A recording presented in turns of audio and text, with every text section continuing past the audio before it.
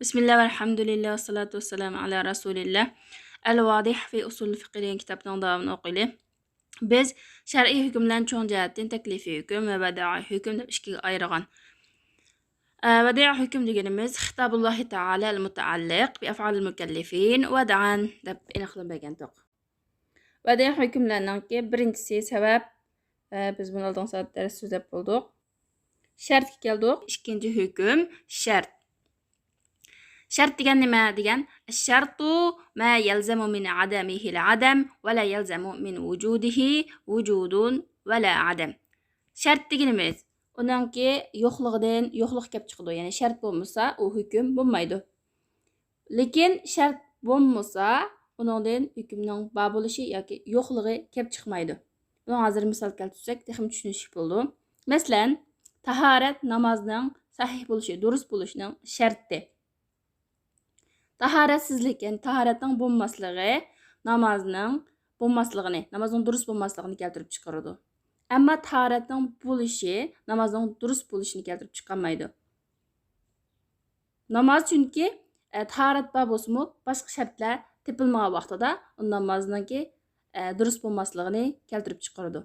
Masalan, taharati bor bo'lsa-mu, ammo avratni yugimsa yoki qiblaga qarab o'qimagan bo'lsa, masalan, va yoki kiyim-kechaklari maynat bo'lsa yoki namoz o'qiydigan yamanat bo'lsa degandek boshqa shartlari tepilmasa, u chaqda taharati bor holatda namoz o'qigan bo'lsa, uning namozi durust bo'lmaydi. Ya'ni shartning bo'lmasligi hukmning bo'lmasligini keltirib chiqaradi, lekin shartning bo'lishi hukmningki bo'lishi yoki bo'lmasligini keltirib chiqarmaydi. Bu shart.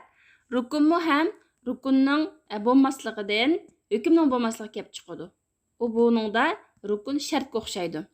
Ammo rukun bilan shartning o'rtasidagi farqi kelsak, masalan, rukun deganimiz namozdagi sajda va ruku qatorliqlar rukun bo'ladi. Bular haqiqatdan bir parcha, ya'ni namozning ichidagi bir qism rukun degan. Shu hukmning ichidagi, shu masalaning ichidagi bir narsa.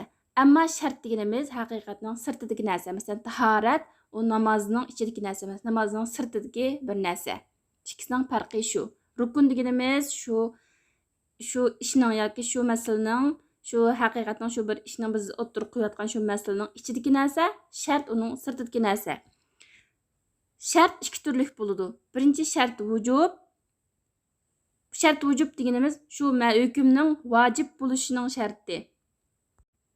Buning misoli, masalan, zakot vojib bo'lishining sharti nisobga yetish bilan birga 1 yil vaqt o'tish kerak. 1 yil vaqt o'tsa, pul nisobga yetish bilan birga 1 yil vaqt o'tsa, ondan zakot vojib bo'ladi. Zakot vojib bo'lishining sharti 1 yil vaqt o'tish. Ikkinchisi shartu sihha, ya'ni shu muomalaning yoki ibodatning sahih bo'lishining sharti. Masalan, tahorat namozningki sahih bo'lishining, ado tepishining sharti. Buning o'xshash. Va qad yakunu shay'ul wahidu shartu wujubin va shartu sihha. Ba'zida bir ish yoki bir narsa ham vojib bo'lishining sharti, ham sahih durust bo'lishining sharti bo'ladi. Buning misoli namozga nisbatan vaqtining kirishi, namoz vaqtining kirishi. Chunki namoz vaqti kirgandan keyin namoz vojib bo'ladi va namozning durust bo'lishi uchun namoz vaqti kirganda o'qish kerak. Namoz vaqti kirmasdan namozning vaqtidan burun namoz o'qib olsa, qancha tahorat elib, boshqa shartlarni to'liq o'rindab o'qigan bo'lsa-mu, uning namozi sahih bo'lmaydi. Adillatu shartiyya. Yadullu shar'u ala shartiyyati shay'in li shay'in bi umur. Shart bo'lishining dalillari qaysi? Ya'ni bu narsa, ya'ni bir narsaning sharti deyishimizning dalillari qanday? Qaysi dalillarga tayanib turib, bu ishning bu narsaning sharti deymiz deganda, shariat bir narsaning boshqa bir narsaga shart ekanligini bir qancha ishlar bilan bizga ko'rsatib bergan. Birinchisi, binafi sani inda adamil avvali. Birinchi bir ish bo'lmagan chaqda, yo'q bo'lgan chaqda, yo'qolganda, ikkinchi ishning bo'lmaydiganligini deb bergan bo'lsa. Buning misoli Payg'ambar sallallohu alayhi vasallamning buni so'ziga o'xshash. Alloh taolo tahoratsiz namozni qabul qilmaydi. Ya'ni tahoratning bo'lmasligi namozning qabul bo'lmasligini keltirib chiqadi. Yana mushada tahorat namozning sahih bo'lishining shart ekanligini ko'rsatdi. Yani onundan başqa dalili Peygamber sallallahu aleyhi ve sellem'nin bunu sözüdür. Xiyanat qilingan maldan sadiqa bagil bo'lmaydi yoki uning sadiqasi ado topmaydi. Peygamber alayhisolamning bu so'zi sadiqa qilgan malning halol bo'lishi, shu sadiqining sahih bo'lishining shart ekanligini ko'rsatadi. Ya'ni sizning sadiqingizning sahih bo'lishi, sizni ado tepish uchun sadiqingizningki kelish manbasi, shu sadiqa bergan pulingiz halol bo'lishi kerak, shu shart. Undan boshqa yana malda 1 yil o'tmay turib zakot yo'q degan bu hadis yana zakotning vojib bo'lishining shartining 1 yil ekanligini ko'rsatadi. Undan boshqa yana ikki adil guvohchi bo'lmay turib nikoh bo'lmaydi degani, nikohning sahih bo'lishi uchun ikki adil guvohchining bo'lishi kerakligi bu shart ekanligini ko'rsatadi. Ya'ni bu yerdagi birinchi ish degani shart, ikkinchi ish degani ham sherdagi hukm ko'rsatadi. Ya'ni shu shart tepilmagan vaqtda ikkinchi ishmi bo'lmaydi. Endi yana bir ishning shart ekanligini qanday bilamiz deganda, ikkinchisi shariat u ishningki yana boshqa bir ishga shart ekanligini ochiq oshkora nas bilan deb berdi yoki hadis bilan yoki Qur'on bilan deb berdi. Uchinchi bir shayning shart ekanligiga olimlar ijmo kelgan bo'lsa, masalan, olimlar namozning sahih bo'lishi uchun qiblaga qarab namoz o'qish bilan, qiblaga yuzlanish bilan avratni yo'gashning namozning sahih ekanligining shart ekanligiga ijmo kelganiga o'xshash. Endi to'rtinchi bir ibodat yoki iqd kelishim yoki savdo, muomalat yoki nikoh qatorliq iqdlarda bir narsadan cheklanma kelgan bo'lsa, ya'ni shu cheklangan ishning bo'lmasligi shu ishning shart ekanligini bildirdi. Bu qanday chog'da desa, bu cheklash degan fasodlikni taqozo qiladi deb qaraydigan olimlarning nazarida. Ammo nahi fasodlikni taqozo qilmaydi deydiganlarning nazarida bu cheklaminingki bo'lmasligi, ya'ni shu cheklangan ishning bo'lmasligi buningki sharti hisoblanmaydi. Shart deb qaramaydi ular. Buningki tafsilotli oldimizga chiqish mumkin. Uchinchi shar'iy hukm va da'i hukmning uchinchisi mani. Mani degan nima? Mani deganimiz huval vasful vujudi az-zahir al-mundabit allazi yamna'u subut al-hukmi. Mani deganimiz mavjud bo'lgan oshkora, aniq bo'lgan hukmning isbotlanishini cheklaydigan bir sifat. Boshqacha bir ibora bilan ifodalasak, uningki mavjudligidan, ma'nining bo'lishidan hukmning bo'lmasligi kelib chiqadi va u ma'nining bo'lmasligidan hukmning bo'lmasligi yoki bo'lishi kelib chiqmaydi. Bu yana munosib aytganda xuddi shartning aksiga o'xshab qoldi. Ma'ni ikki xil bo'ladi. Ma'ni vujub, ma'ni sihha, ya'ni shu hukmningki vojib yoki shu ishning vojib ekanligini cheklaydigan ma'ni, ya'ni vojib qilmaydigan ma'ni, hamisi sahih bo'lishini cheklaydigan cheklama ma'ni.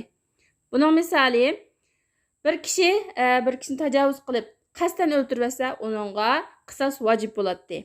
Agar u qotilningki o'ldirilguchining dadasi ekanligini bilgan vaqtimizda, u chaqda shu qotilning o'ldirilguchining dadasi bo'lib qolganligi buning ma'nisi hisoblandi. U chaqda qisos cheklandi, qisos elinmaydi, bekor qo'yildi. Ya'ni shunday deymizki, bu yerda buna deyiladi. Bu yerdagi dadalik ikkisining o'rtasidagi atiborliq munosabat qisosning vojib bo'lishini to'sadigan ma'ni hisoblandi. Mana bu ma'ni vujub, ya'ni vojib bo'lishini to'sadigan cheklama. Undan boshqa yana bir misol, masalan, dayn, qarz, zakotning vojib bo'lishini to'sadigan ma'ni hisoblandi. Endi ma'ni sihhaning misoli, ya'ni sahih bo'lishini cheklaydigan cheklamaning misoli, masalan, iddat. Iddat ayol kishining nikohining sahih bo'lishini cheklaydi. Agar iqd, ya'ni nikoh kelishimi, nikoh aqdisi shu iddat oralig'ida yuz bergan bo'lsa, ya'ni ayol kishi iddat tutayotgan mezgilda nikohlangan bo'lsa, bu chaqda bu ayolning iddat ekanligi bu nikohning sahih bo'lishini cheklaydigan ma'ni hisoblandi. Tanbih, eskartish, shart ma'nining qarshisi bo'ladi. Bu tushunishli gap bu.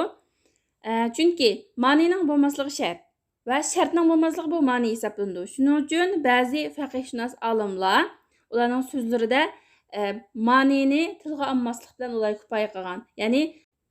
Ya'ni buning sharti, bu hukmning sahih bo'lishining yoki vojib bo'lishining sharti shu ma'nining bo'lmasligi deb tushuntirib qiliblar. manini tilga almagan. Muşundan tushunmasak bo'ladi deb. Buning misoli, masalan, ular savdo tijoratninki bay'ining sahih bo'lishining sharti haqida sotilgan tovarda jaholat bo'lmasligi, ya'ni uningki ayib nuqsonlari bormi yo'qmi, qanday uningdagi aniqsizlik bo'lmasligi, uni sotib oluvchi odam cho'qim aniq bilish kerak. Mushuni shart qilgan. Ya'ni ular bu so'z orqali nimani maqsad qilgan desa, savdoninki tijoratning sahih bo'lishining ma'nilaridan bir ma'ni o bo'lsa jaholat, aniqsizlikdir degan mushuni maqsad qilgan. Amma to'g'risi shart va ma'nining har ikkisi amrun vujudiyun, ba ish. Ya'ni ba narsa, yo'q narsa emas. Bu ikkisi o'zaro birisiga kirishib ketmaydi. Ya'ni ularning hozirgi ma'vu degan ba'zi faqihshunos olimlarning bunday maqsad qilgani bir tarafdan to'g'ri gap emas. Shunga bir hukm o'tirib qo'ygan vaqtida uningki ma'nilari ma'vu, shartlari ma'vu deb aniq o'tirib qo'yib deb bersa bo'ladi. Qoida: la budda li isbati sababiyya aw shartiyya aw al-mani'iyya min dalil. Sababligini yoki shartligini yoki ma'ni ekanligini isbotlash uchun chuqur dalil kerak. Va zalika anna sababa masalan huwa hukmun shar'iy. Masalan, shu vodiy hukmlarning ichidagi sababning o'zimi bir shar'iy hukm. Qanday bir kishi bir narsaning, bir shayning boshqa bir narsa uchun sabab ekanligini da'vo qildi ekan, u chuqur buni dalil bilan isbotlash kerak. Agar dalil bilan isbotlayamizsa, u gapini isbotlayamizsa, ma'vu ishning sababi deganni dalil keltirib isbotlayamizsa, u chaqda Alloh taologa ilmsiz holda gap qilgan bo'ladi. Buning misoli, masalan, bir kishi namozni sal qarab vaqti chiqib ketkish tark etgan kishi qazo qilish kerak degan bo'lsa, undaqda bu odam namozni qazo qilishga, shu tark etish shuning sababi deb da'vo qilgan bo'ldi. Bu chaqda bu odam bu gapiga chuqur dalil keltirish kerak. Mana bu vojiblikdagi sababninki misoli. Buni keltirilgan bir misol. Endi mandubning sabab bo'lishininki, ya'ni bir ishning mandub bo'lishiga sabab bo'ladigan shu sababga misol keltirsak, masalan, bir kishi seshanba kuni ro'za tutish mandub va Rajab oyida umr qilish mandub deb shunday da'vo qilgan bo'lsa, u chaqda u kishi seshanba kunininki o'zining seshanba kuni ro'za tutishninki mandub bo'lishining sababi va Rajab oyida umr qilishninki mandub ekanligining sababi ekanligini da'vo qilgan bo'ladi. U chaqda bu har ikki hamma gapiga dalil keltiring deb talab qilindi.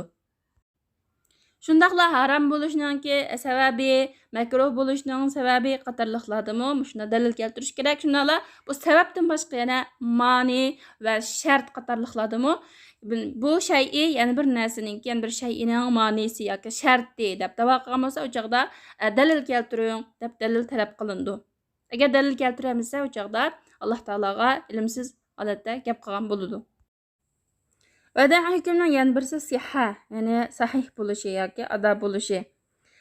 Sihha ibodatlarda va muomalatlarda bo'ladi. Ibodatlardan sahih bo'ldig'ini shariatga muvofiq kelgani, ya'ni rukunlarning to'liq bo'lishi va shartlarning to'liq bo'lishi, ma'nilarining bo'lmasligi bilan shariatga muvofiq kelgani sahih bo'lgan bo'ladi. Agar ibodatda sihhat tepildigan, u chaqda bu ibodat u ibodatni qilguvchisidan ado topgan bo'ldi va uningdan talab qilish tushib ketadi. Ya'ni bu ibodatni qilgin deb talab qilmaymiz. Wala talazumun bayna sihhati al-ibadati va bayna husul al-ajri biha va qabuliha min qibalillahi ta'ala. Ibodatning sahih bo'lishi bilan bu ibodat orqali ajr hosil bo'lishi va Alloh taolo tarafdan qabul bo'lgan bo'lishining o'rtasida lozim tutish yo'q. Ya'ni ibodatning sahih bo'lishi o ibodatni Alloh taolo qabul qilganligini va uningga bandaning ajriga erishganligini tushundirmaydi. Qachonki banda ibodatni mukammal qilsa, arkonlarini va shurutlari bilan, shartlari va arkonlari bilan ibodat mukammal ado qilinsa, uningki ibodatning sahih bo'lishini buzadigan mufsadatlari yo'qolsa, ibodat sahih bo'lgan bo'ldi va ado topgan bo'ldi.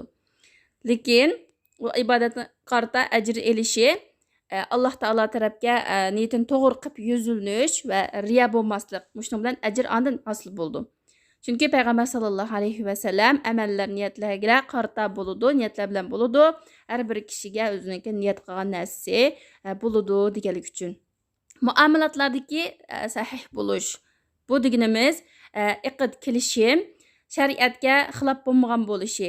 Ya'ni biror rukuni yoki sharti yo'qolish bilan o shariat xilof bo'lgan bo'lmasligi yoki biror manining tepilish bilan shariatga xilof bo'lgan bo'lmasligi kerak. Qachonki muomala sahih holatda yuz bersa, o'chaqmi shu iqddan muomaladan bo'lgan maqsadni ifodalaydi, shuningdan foyda berdi va uningki ta'siri kelib chiqadi. Buni misol keltirsak, masalan, agar nikoh iqdisi sahih bo'lsa, shartlar arkonlari to'liq tepilgan holatda sahih bo'lsa, o'chaqda uningdan kelib chiqadigan asarlar nima desa, ayol har ikki tarafga o'zaro bir-biridan bahramand bo'lish halol bo'ladi va ayol kishi nafiqa va turalg'u uy, sukuna qatorliqlarga haqliq bo'ladi va bu ayol kishining eridan tug'ilgan bolasiningki nasabi isbotlandi va u kishi ayollik munosabat tufaylidan o'zaro meros oladi, meros elish isbotlandi.